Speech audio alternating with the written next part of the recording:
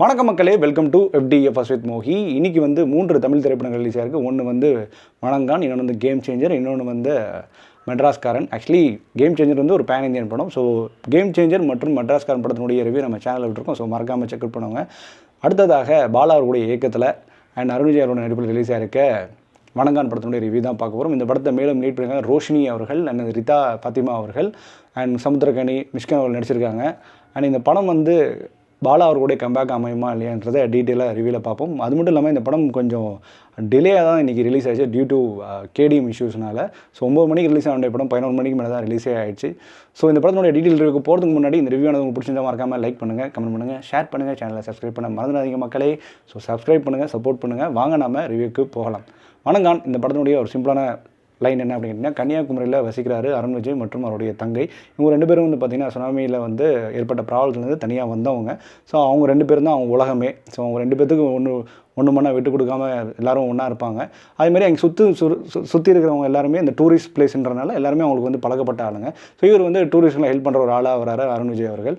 So அங்கே வந்து ஒரு சில ப்ராப்ளம்னால நைட் ஆனால் வந்து ஒரு இடத்துல வாட்ச்மேனாக வேலை பார்க்குறாரு. அந்த இடம் வந்து பார்த்திங்கன்னா வந்து ஆதரவற்றோட இல்லம். அதாவது நிறைய பேர் இங்கே கண் பார்வையற்றவர்கள் இருப்பாங்க. அதுமாதிரி நிறைய ஃபிசிக்கலி சேலஞ்ச் பர்சன்ஸ்லாம் அதில் இருப்பாங்க. இங்கே வந்து ஒரு 3 நபர்கள் வந்து ஆபாசமாக சில விஷயங்களை பண்ணுறாங்க. ஸோ அதை பார்த்து சும்மா இருக்காமல் இது நியாயத்தை தேடணுன்றக்க நியாயத்தை தேடி வேறு இடத்துக்கு போய் எங்கேயும் போகாமல், அதாவது சட்டத்துக்கு போகாமல் இவரே வந்து அந்த 2 பேரை கொன்றுறாரு. ஸோ ஒருத்தன் மட்டும் மிஸ் ஆகிடும். அப்புறம் ஒருத்தனை தேடி கண்டுபிடிச்சி கொன்னாரா இல்லையா, அவர் சட்டத்துக்கு கையில் எப்படி மாட்டினாரா இல்லையான்றத கதையை நோக்கி தான் இந்த படத்தினுடைய கதை நகருது. ஸோ இந்த படத்தினுடைய பாசிட்டிவ் நெகட்டிவ் பற்றி பேசுவோம். இந்த படத்தினுடைய பாசிட்டிவாக நான் பார்க்குறது பாலா அவர்களுடைய ரெகுலரான பேட்டர்ன் அண்ட் பாலா அவருடைய ஒரு சின்ன கம்பேக்னு கூட சொல்லலாம் நான் பார்க்குறதில்ல. எனக்கு கடைசியாக வந்து 2 படங்கள் பேச அந்தளவுக்கு எடுபடல. பட் இந்த படம் வந்து பார்த்திங்கன்னா இது ஒரு ரெகுலரான பாலா படம்.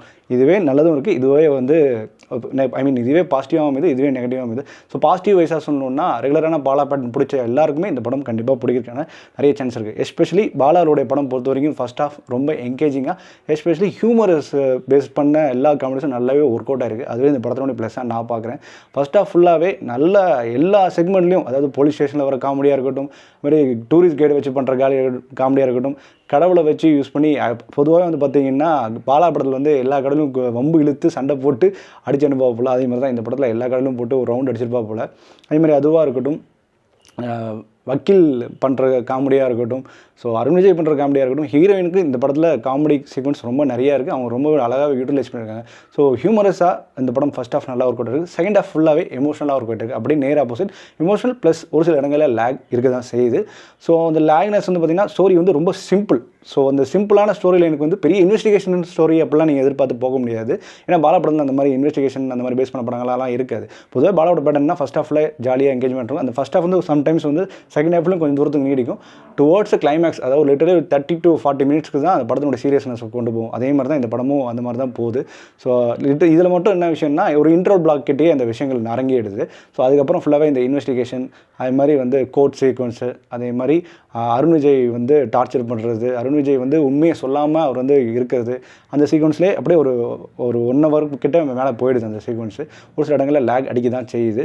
ஸோ மோர் ஓவர் வந்து பார்த்திங்கன்னா இந்த படத்தில் நடிக்கப்பட்ட எல்லா நடிகர்களும் ரொம்ப பிரமாதமாக நடிச்சிருந்தாங்க. எஸ்பெஷலி அருண் விஜய், இது அவருடைய நடிப்புக்கு தீனிப்பட்ட படம் அப்படின்னு சொல்லலாம். ஒரு பர்ஃபெக்டான ஆல் சேஞ்சாக பார்த்தீங்கன்னா, அதாவது சூர்யா நடிக்க இருந்தார். ஸோ அதுக்கப்புறம் இவர் நடிச்சிருக்காரு அருண் விஜய் அவர்கள். ஒரு பர்ஃபெக்டான ரீப்ளேஸ்மெண்ட்டாக நான் இதை கருதுகிறேன். ஏன்னா அருண் விஜய் வந்து இந்த படத்தில் ஒரு முக்கியமான இந்த கேரக்டர் ரிவீல் என்னென்னா, அருண் விஜயோட கேரக்டர் ஸ்கெச் பண்ணது வந்து அவரால் வாய் பேச முடியாது, காதும் கேட்காது. ஸோ அதை அழகாக ஹேண்டில் பண்ணி படம் ஃபுல்லாகவே அந்த உண்மையாகவே ஒரு டிஃபெண்டம் பீப்புள் எப்படி இருப்பாங்களோ அதை ரொம்ப அழகாகவே நேர்த்தியாகவே கையாண்டிருக்கிற படம் ஃபுல்லாக.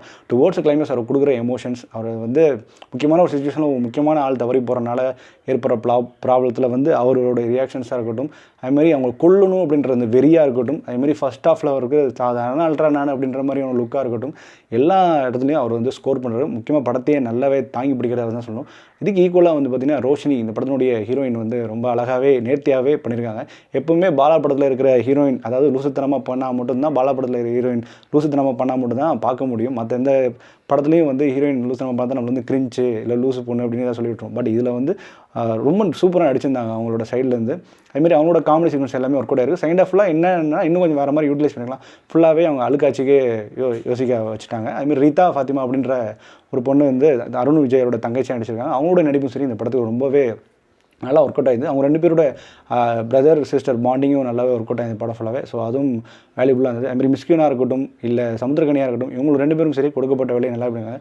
பட் மிஸ்கினோட போர்ஷன் ரொம்பவே சுவாரஸ்யமாக இருந்தது, ரொம்பவே ரசிக்கும்படியாக இருந்தது அப்படின்னு தான் சொல்லணும். ஸோ இந்த படத்தில் மைனஸ் அப்படின்னு பார்த்தீங்கன்னா இந்த படத்தினுடைய நல்லதே சில விஷயங்கள் கெட்டதாக. ஏன்னா நான் ஆல்ரெடி சொன்ன மாதிரி தான் இந்த பாலா அவர்களுடைய பேட்டர்ன் உங்களுக்கு பிடிக்கும்னா மட்டும்தான் இந்த படம் பார்க்க முடியும். ஏன்னா அது வந்து சேஞ்சே ஆகாத பாலாவோட பேட்டர்ன். ஸோ இதே டெம்ப்ளேட்டில் தான் பிதாமகனாக இருக்கும், அதேமாதிரி நந்தாவாக இருக்கட்டும் இல்லை இப்போ வந்து அவனிவனாக இருக்கட்டும் தாரத்தப்பட்டாக இருக்கட்டும் எல்லாமே ஒரே படம் தான். ஃபஸ்ட் ஹாஃப் ஃபுல்லாக ஜாலியாக இருப்பாங்க, செகண்ட் ஹாஃப் ஃபுல்லாக பிரச்சனையாக வரும், அதே படம் தான். ஸோ அதனால் பெருசாக நீங்கள் சுவாரஸ்யம் எதிர்பார்க்குற ஆள் இல்லை வந்து ட்விஸ்ட் அண்ட் டர்ன்ஸோட எதிர்பார்க்குற ஆள் இல்லை எமோஷனே நிறைய எதிர்பார்க்குற ஆள் அப்படின்னு கேட்டிங்கன்னா இது உங்களுக்கான படமாக இருக்காது. ஸோ இது படம் ஃபுல்லாகவே ஒரு எமோஷனல் பேஸ் பண்ணியும் ஒரு வாழ்வியலை பேஸ் பண்ண படம் அந்த படம் ஃபுல்லாகவே. ஸோ அந்த வாழ்வியலை உள்ளே உங்களுக்கு கொண்டு போகிறதுக்கு தான் ட்ரை பண்ணியிருக்காரு பாலா அவர்கள். ஸோ அது எனக்கு தெரிஞ்சு மேக்ஸிமம் அது ஓரளவு பக்காவே கொடுத்துருக்காரு அப்படி தான் நான் நினைக்கிறேன்.